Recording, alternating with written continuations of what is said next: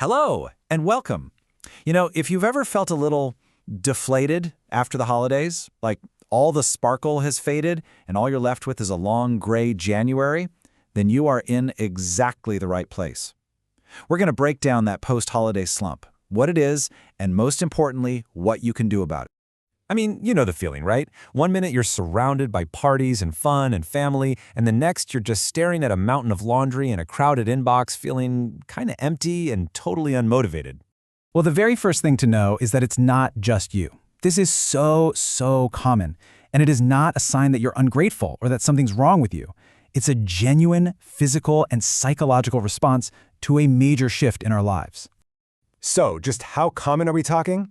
Well, according to the National Alliance on Mental Illness, a staggering 64% of people experience the post-holiday blues. That's almost 2 out of every 3 people. So yeah, if you're feeling it, you are firmly in the majority. But to really get a handle on the slump, we first have to talk about the high that comes before.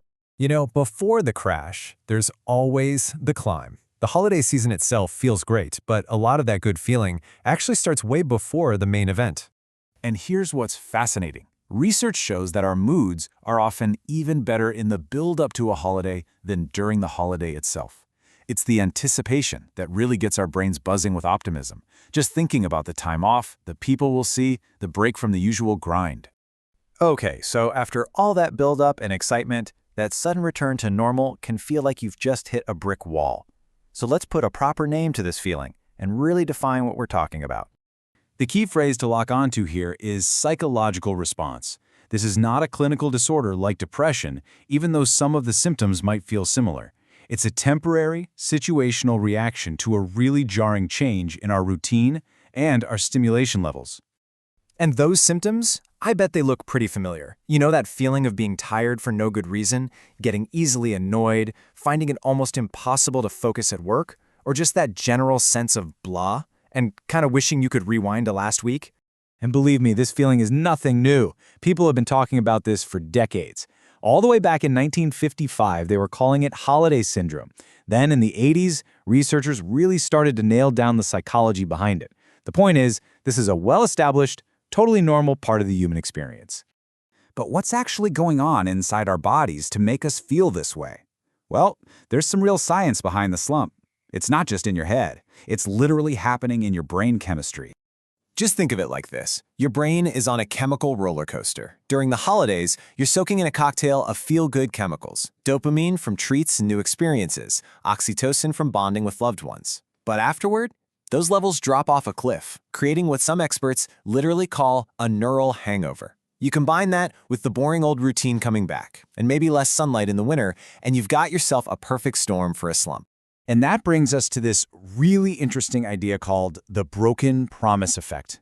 This is what happens when we build up the holidays in our mind to be this perfect, magical time, and then the reality, even if it was pretty good, just can't quite measure up to those sky-high expectations. The original research really puts it plainly. It's that gap between our perfect vision and what actually happened. Maybe there was a family squabble or the trip wasn't as relaxing as you'd hoped. That gap is what directly creates those feelings of disappointment and letdown afterward. Okay, so we get the why. Now let's talk about the how. Because the good news is, since this whole thing is pretty predictable, we can use some really specific practical strategies to make that transition back to real life so much smoother. All right, before we get to any other tips, this is the most important one. You have to stop beating yourself up about it. Just acknowledge how you're feeling and tell yourself, you know what, it makes sense that I'm feeling this way. Your body is just recalibrating. Approaching this with kindness instead of criticism is absolutely step 1. To avoid that jarring crash landing, think about building yourself a ramp instead of running into a wall.